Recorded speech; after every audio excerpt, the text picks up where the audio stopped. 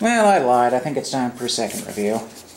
Today, or now rather, the USS Enterprise NCC-1701, as seen in Star Trek the Motion Picture, The Wrath of Khan, and The Search for Spock. Now, she's a significantly smaller ship in mass, but she is roughly the same size, so she and the Enterprise D aren't exactly in scale. But, for the most part, the detail on this one, despite being blown up,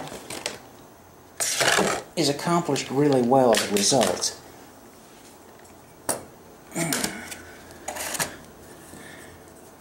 And here we have her, the die-cast saucer section to give it a nice heft. Decent paint job on the side and the bottom, capturing a lot of the nice details.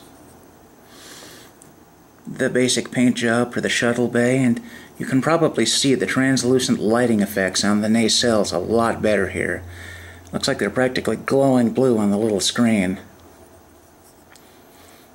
One thing I do have to say, and this could just be quality control on mine, the back top of the engineering hull is kind of a mess. From a decent distance it doesn't look too bad, but you get close it's kind of nasty. Now what they did with the underside of the saucer looks really good though. They've got all the prominent markings that need to be there. You can even see they have little molded metal pips that'll slice your finger open if you're dumb with them for the phasers, for the phaser cannons, beams, whatever. They've also got some of that transparent plastic used for the deflector dish. Now, it doesn't really show up that well since there is nowhere for the light to come from for the most part. And like her previous line mate, she comes with a nice simple stand.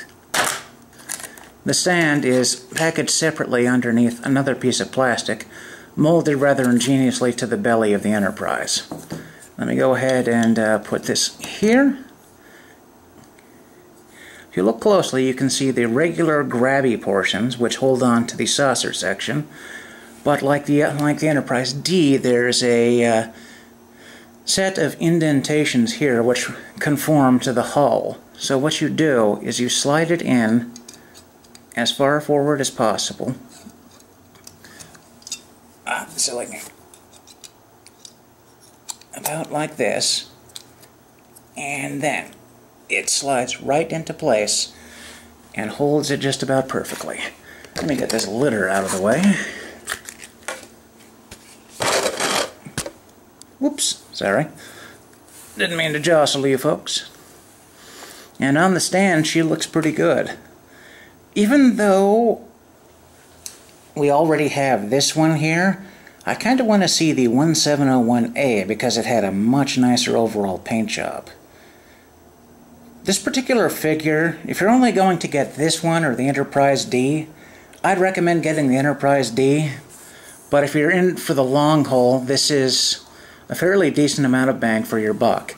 It comes with a fantastic magazine, about 20 pages long, with lots of the fantastic concept art that was involved in the redesigning of this from its TV roots. I definitely recommend picking this one up if you get the chance. It's not as spectacular as the Enterprise D, but maybe that's just personal preference. Some people might have a different strain of nostalgia than I do, and allowing for that. If you're an original series fan, I think you definitely need to get this. Alright. Information on where to purchase will be available in the description below. Thanks for watching and have a good night.